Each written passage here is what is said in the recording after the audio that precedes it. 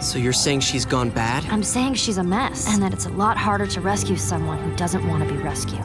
Dark moments in Ben 10 is such a strange topic. Part of the fanbase seems to dislike the idea of Ben 10 having any semblance of alleged morbid imagery and mature scenarios, while other parts like to overindulge on these moments, ironically making it a bit cringy to call the show dark. Either way, this episode certainly gets attention when the subject is considered. In concept, Ben 10 has had and will have many dark moments. A notable one where the universe is literally destroyed and Ben recreates an exact duplicate of everyone to replace those he couldn't save, technically meaning the real version of everyone he knows and loves is gone forever. But the difference between the usual conceptual darkness and this story here is the emotion and writing. When Ben recreates the universe, he doesn't seem to care. Here, every dark moment is written with authentic responses. After Carl Nesmith threatens her life to gain an edge over Ben, Jennifer frequently visits him in jail and eventually develops a relationship with him, helping him escape to start a new life. What attracts this kind of attention is how grounded and human these scenarios feel. All those aliens we fight, usually they want to steal something or take over the world. But Nesmith, for what? You don't have to be an alien to be a monster. We step away from an alien crime lord trying to take over the world and follow a toxic relationship between an actress with a psychological weakness for a billionaire criminal as they run from the police. This episode plays directly into these mature themes rather than simply implying them, such as sexualization, troubled childhoods, and of course Stockholm Syndrome, which is even name-dropped in this episode.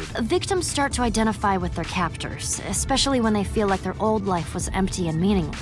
Supervillain layers are traded for musty hotels and trailer parks. Carl gets dangerous and illegal plastic surgery in the back room of a vet clinic, then kills the vet, leading the Tennysons to walk in on a dead body shoved in a freezer. It smells like something died in here. Well, bled a lot anyway. And watching a full-grown man beating on a teenager is visually shocking, even though it technically happens every single episode, but is usually blanketed with costumes and lasers. I'm stronger than you, boy. Ben even gets injured in this episode, another rare scenario for the show, and he doesn't immediately change back to human. Gwen has to intervene. And while I'm not a big fan of Ben's incredibly fluctuating durability level, it plays into the realistic stakes of this episode, rather than happening strictly for the plot like Gwen's previous injury. The story ends with the bad guy going to jail, and he definitely should, as on top of all his other crimes, Carl kills multiple people in this episode. We take a moment to see the emotional toll this takes on them, showing how deeply rooted they are into the little world they've created for themselves. They're going to put me in prison again. I'm going to tell them I took you. You didn't have any choice. I love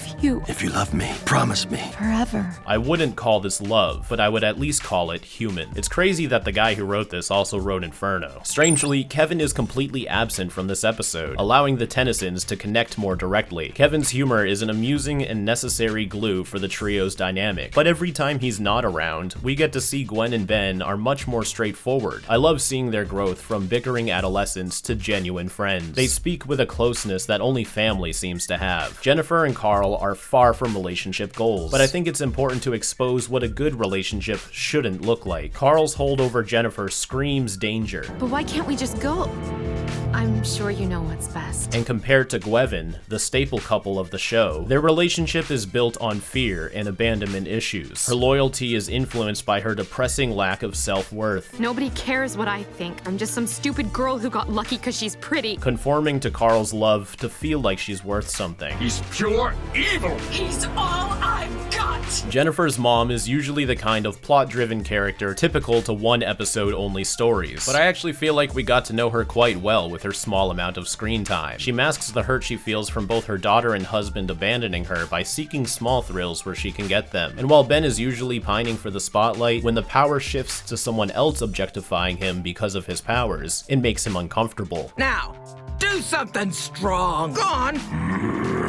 A lot of Ben's villains are driven by their hatred for him, but Carl's performance here is one of the rare times in the show emphasizing the emotional toll it takes on him, contrasting the standard backstory speech.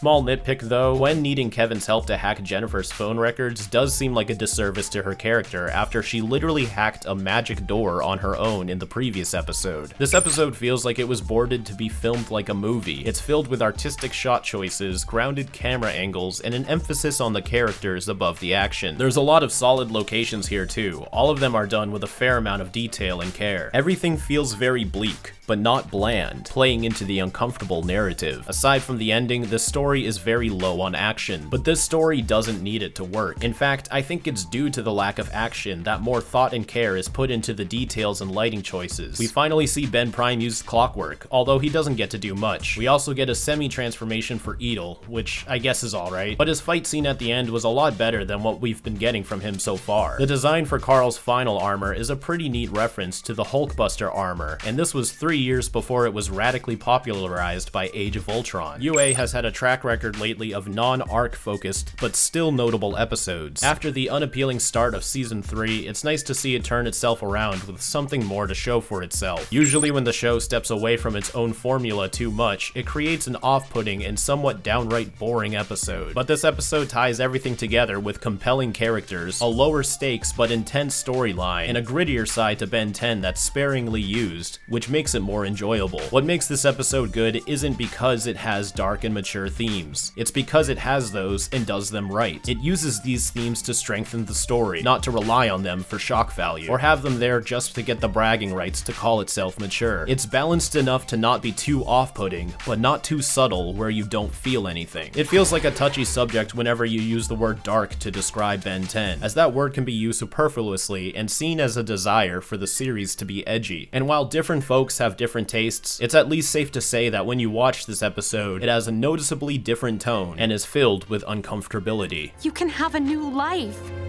You are my new life.